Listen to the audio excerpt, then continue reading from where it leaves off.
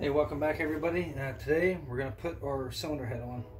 So first step, if you remember from last episode, we put our dowels in.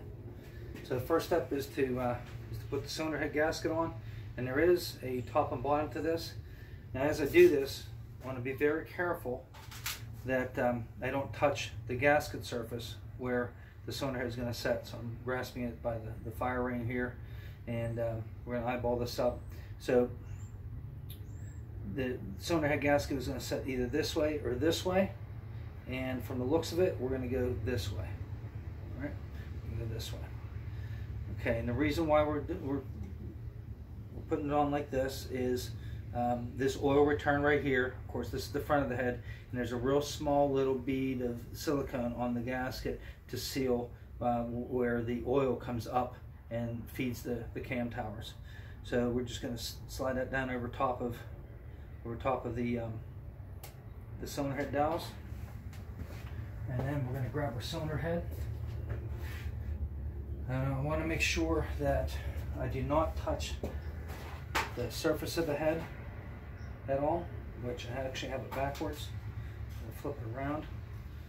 Cleaned up the ports real good, so there's no carbon in there anymore.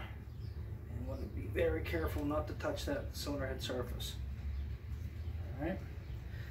Here, we're going to use our dowels to locate the cylinder head. Just set it right above where it looks like it needs to be.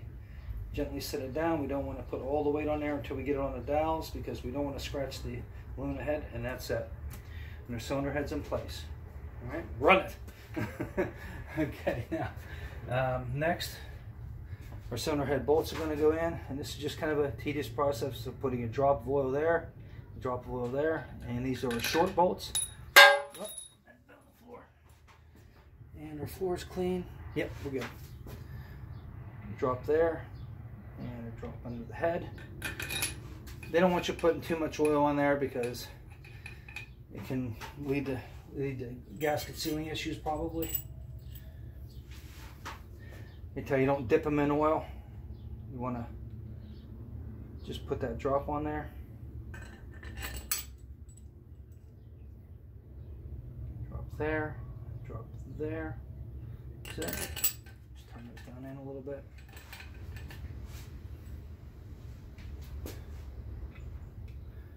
And drop there.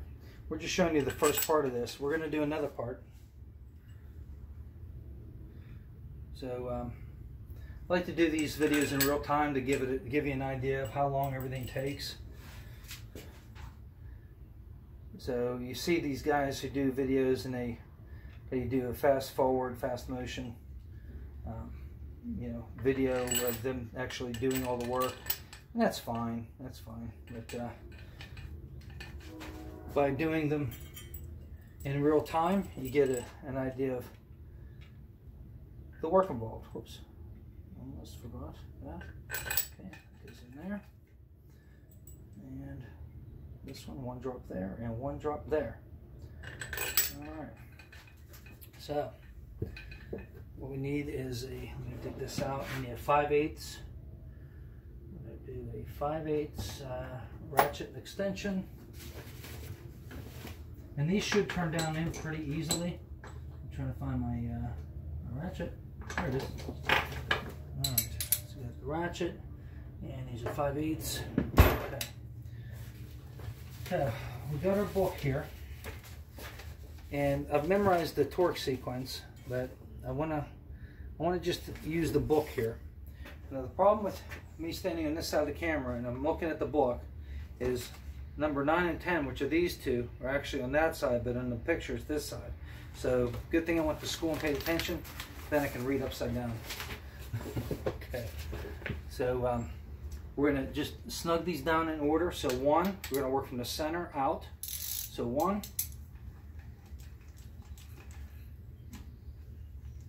You can see these are brand new head bolts, and I've rebuilt these motors without replacing the head bolts. Some places tell you have to do it every time. 1, 2, 3 is going to be over here. Just double checking. And some places say you have to do 3, 4. Yep. But I've reused them before, but I can't really suggest that in a video. But I've only ever had trouble with it one time. I never broke a bolt, but the last time I had a motor part in last time I had a motor part, the head bolts were almost there. I could almost just take a 3/8 ratchet and just break them free. And I thought that was those head bolts are probably shot. They're probably done. So 7/8. Yeah, I'm just looking at my my numbers here just to make sure, because I don't want to show you something that's incorrect. 8, 7/8, and then 9 over here, and 10.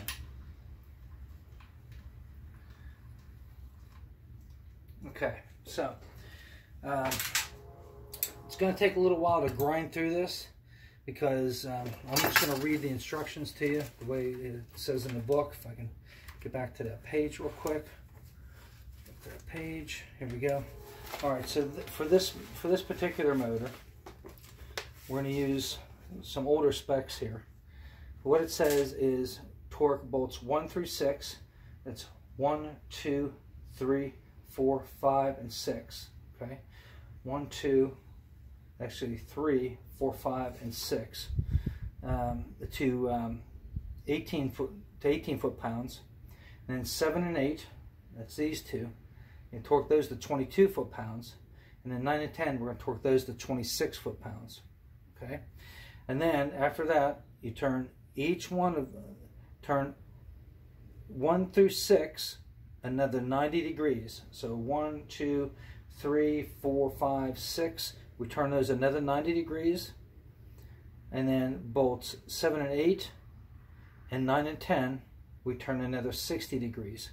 And if you remember from the last video, we're going to use our protractor to get those degrees right, because if I'm off just a 1 or 2 degrees, that's going to make an enormous impact on how much torque that head gasket sees, and we want that to seal correctly. Now, after you get that done, you go back and one bolt at a time, loosen each bolt one in sequence, one turn, and immediately retighten them to the torque in step 1. So after that, we'll loosen bolt number 1, one turn, and immediately torque it to 18 foot-pounds.